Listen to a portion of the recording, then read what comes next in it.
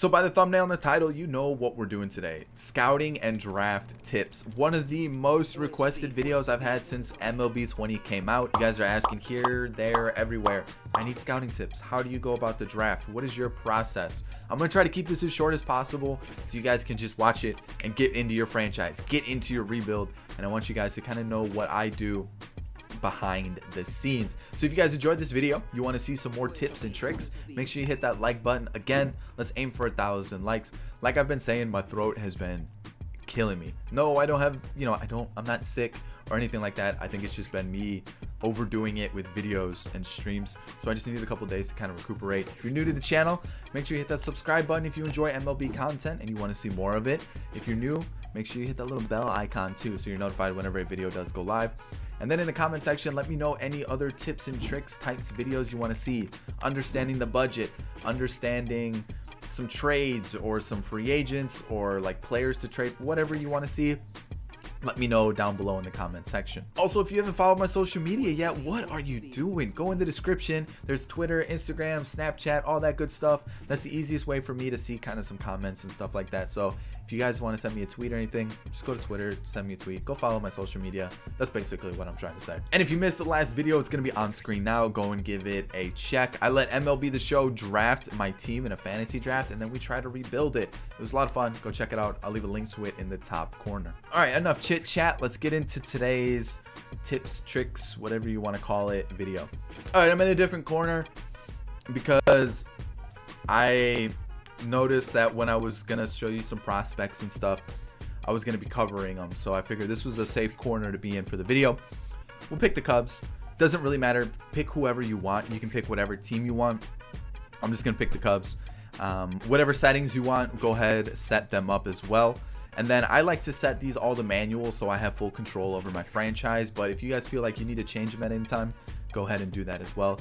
You can change them throughout your rebuild or your franchise at any point.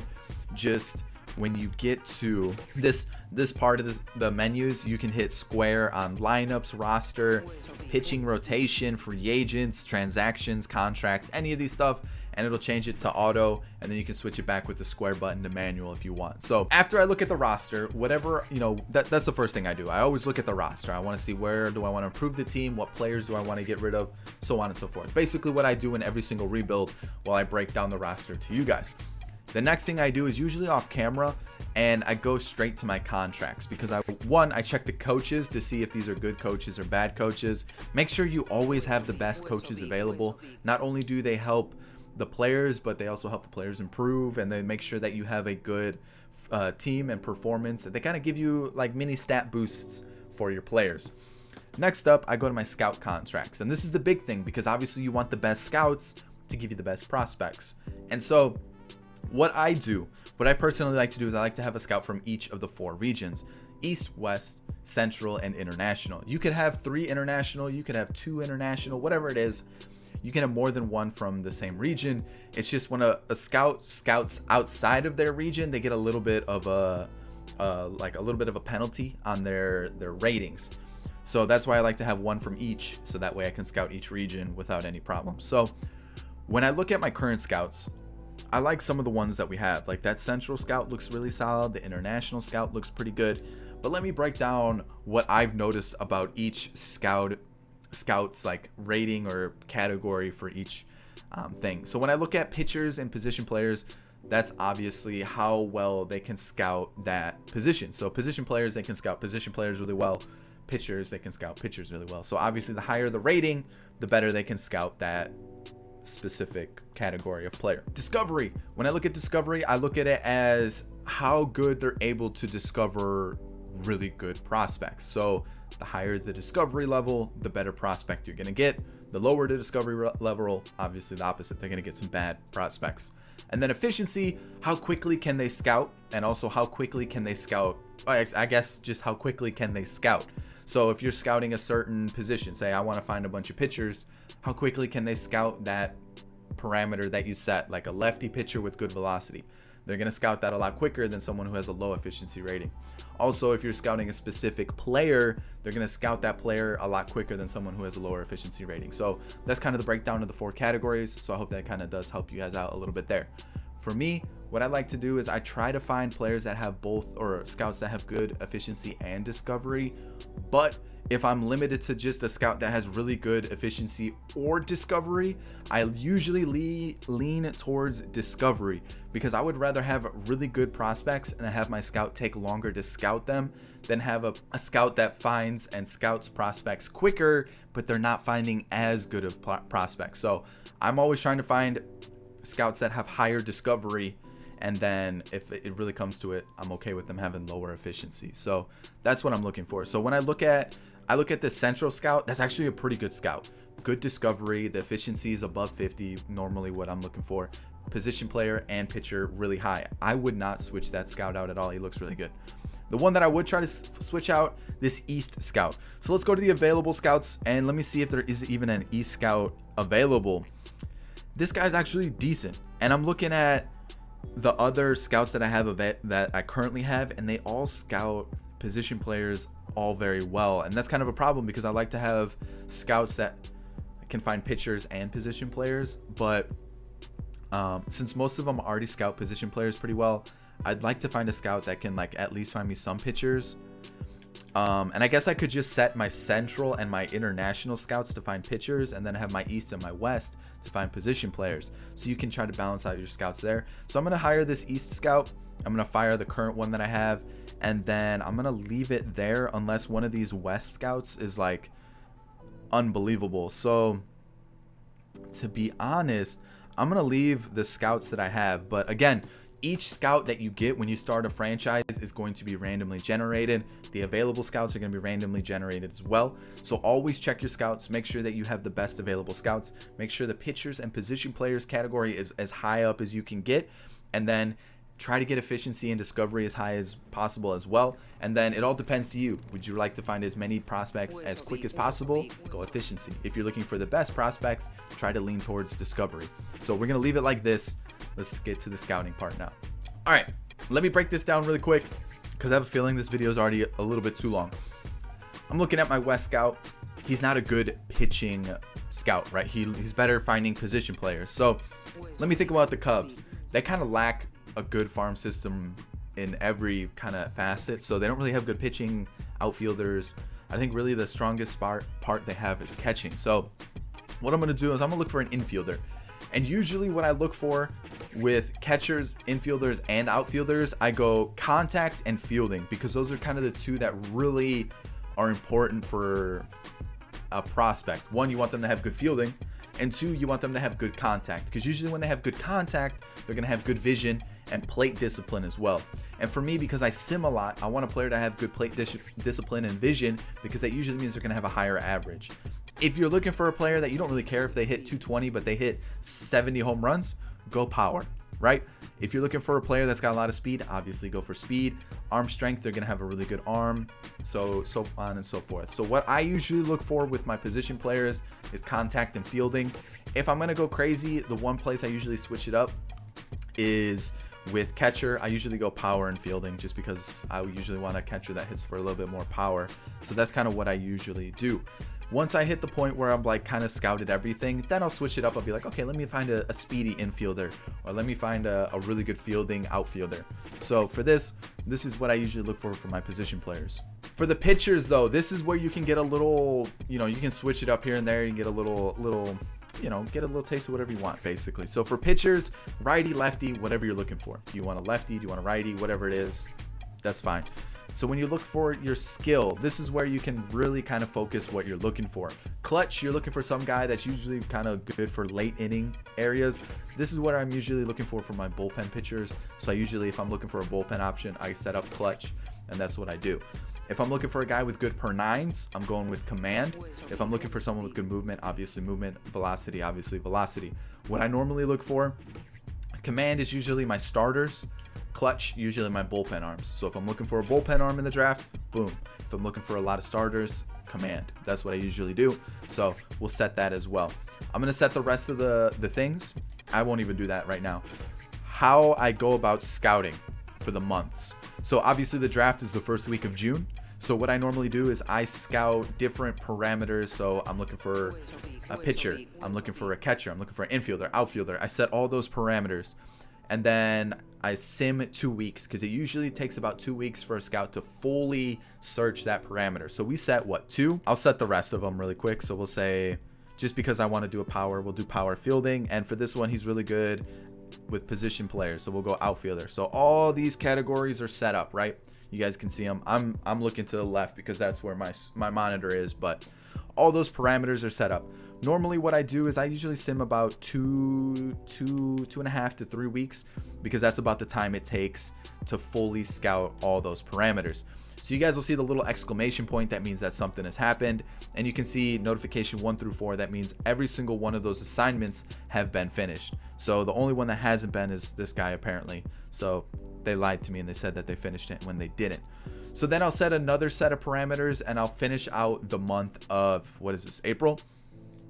I'll finish out the month of April. I usually go to about this week. I'll set another set of assignments for the scouts, and then I'll finish the month of April. So usually I get about 3 different assignments for every single scout, right? I get 3 different rotations. Then when I get through April, I'll talk about what I do in May. So now we're in the month of May, and we're about a month away from the draft. And what I like to do at this point is when I like to start scouting each individual player. So this is what we're going to do. Whenever you see a blue or a red chip on a prospect, that usually means they're going to have a high potential. Sometimes they're going to take a little bit longer to develop until that potential, but these are kind of your safe bets. These are kind of the ones you're like, I don't really know who else to draft. Let me get one of these blue or red chip players, and that's probably one of the best bets to go with. So Marshall Sharp would 100% be on my radar. High overall already, and that's what I would target. So I guess I should point this out. The scouting scale that's right here, 80 is elite. That doesn't mean that they're going to have an 80 attribute. That just means on the grading scale for prospects, MLB rates their players on a grading scale of 20 through 80. 20 obviously being the worst, 80 being like creme de la creme. This guy's going to be absolutely amazing in that facet of their game. So this means, yeah, a player could have an over 80 stat, and that usually means if they have an 80 potential rating that they will have over an 80 stat. But this is just kind of like their rating scale. It's kind of like a 20 is an F and an 80 is an A+. Like that's what you got to think of it as. So when you look at Marshall Sharp, we already, they usually give you some players that are already fully scouted. So when I look at Marshall Sharp, his light blue stats are what he's already his light blue rating is what he's currently at. That's his scouting scale. He's at a 65, 55, 70, 60, 65. You guys can see that. 50 is average. Anything above that, that is really good. And the dark blue is what they're projecting him to be at, which means they're projecting him to possibly be like elite level for power versus righty. This is a player I would 100% be interested in, and that was what I would like. So let me show you. A lot of guys talk about, oh yeah, I saw an 80 overall already in my prospects, or I saw this guy who was 80 overall with 80 potential, and then I drafted him and he was a 50 overall. What happens there? Let me show you. So this is a perfect example of one of those guys who it shows his overall is very good and his potential is also very good. So they're saying his potential is going to be elite and his overall is well above average, right? You're looking at that and you're like, holy cow, this is amazing. You got to remember, this is not a 70 overall in terms of his attribute. This is a 70 overall on the prospect scale. So I'm going to try to make sure I distinguish that as much as possible. The thing with this is I don't have this guy scouted at all. You can see the scouting accuracy at the bottom is red. You look at his contact stats or his contact scouting scale. They're all below 50, all below average. So he's not currently a good hitter. And then even his projected, is sitting, above average, but I don't know if he's going to reach that. Plate vision below average, discipline below average, fielding average. His arm strength and arm accuracy is above average, speed's above average. But this is not a player who I would be interested in scouting at all, because I know it's going to be a waste of time. He's not a above average prospect. His potential is not going to be elite, because I'm looking at it. His current scale already shows me that he's going to be a very, very low player. So his current overall realistically is going to drop probably to like a 40 scale, and then his potential is probably going to drop to about a 60. So he's not going to be a player I look to draft because he's already overrated. For pitchers, this is another one I would point out because this is a guy I would stay away from. He's overrated. Again, his current overall on the rating scale is at 70, but all of his per nines are just about average. That doesn't give me a 70, prospect scale. I'm not looking at this guy and I'm going, ooh, this guy's well above average. No. He's average at best. I would definitely avoid him. So don't let me dissuade you from getting guys who have those dark blue bars up in the 80s, because they definitely have the potential to be really good players. The thing that I look for with my prospects is I'm looking for their light blue bar to match up to their current overall, and those dark blue bars to try to match up as close to that potential rating as possible. So I'm looking for a lot of their light blue bars to be kind of sitting around the 55 and above category, and I want their dark blue bars to be as close to 80 as possible. But that way, I mean, I'm getting a good player currently, and I know he has good potential. So even if you find a player that's got some really low blue bars, and then they have some really dark blue bars that go up to the 80s, they have 80 potential, but their overall currently says 50, they definitely have the potential to be a good player. And even the players who have low blue bars and then dark blue bars that are really high, and it says that they're currently at a 70 and they're at an 80 potential, but in the end their current overall will drop down to a 40 and then their potential still holds 80. That's a possibility too. The safest bet is to make sure that the light blue bar is as close to the current overall and the dark blue bar as high as possible. It matches up with that potential. That's kind of my safe bet. That's my tips and tricks for scouting and draft. It's really random with draft. You can be like 100% sure that you got the best possible pick, and then it ends up being a letdown.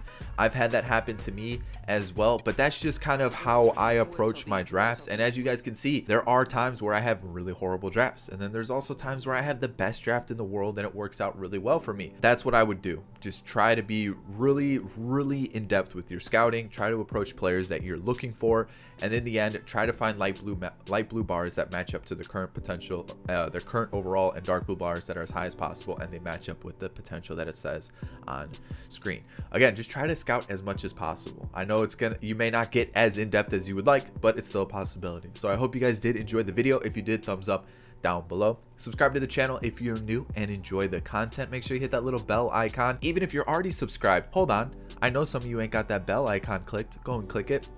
And in the comment section, let me know other franchise tips, tricks, wants that you guys want to see in the comment section down below. Other than that, guys, all social media links down in the description. Go and give them a follow if you haven't yet. And on screen now are going to be 2 videos. If you haven't seen either of them, go and check them out. We're kind of in quarantine. There's not much else to do. Go check them out. I'll catch you all in the next video. Peace.